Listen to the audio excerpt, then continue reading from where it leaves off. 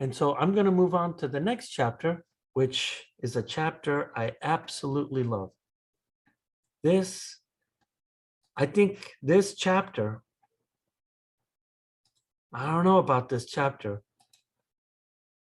This chapter has some really incredible physics.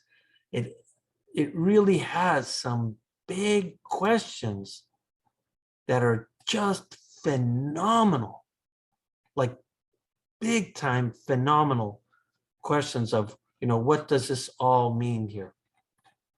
I mean, when I started learning about this stuff, years and years and years ago, I learned that, man, there is such a bigger world out there. And this stuff really blew me away. Like, if you think about the sun, how does the sun operate?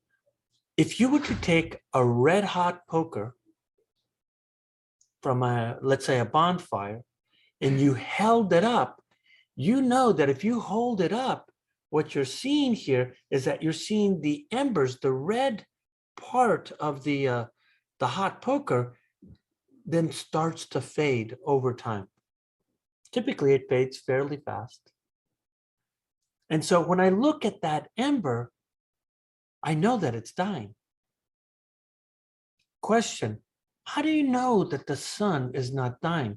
How do you know that the sun is not just some dying ember? We do know. We can look directly into the center of the sun by looking at these things called neutrinos. And in that process, we talk about nuclear fusion.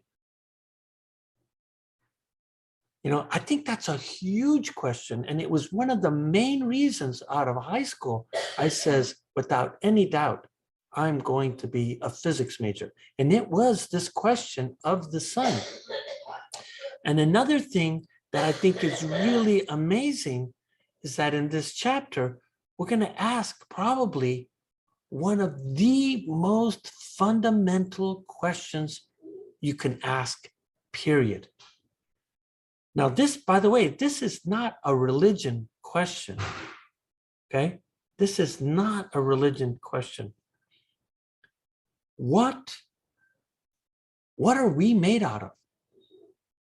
We're made out of atoms. Where do those atoms come from? The earth cannot create atoms. It doesn't have the ability to do that.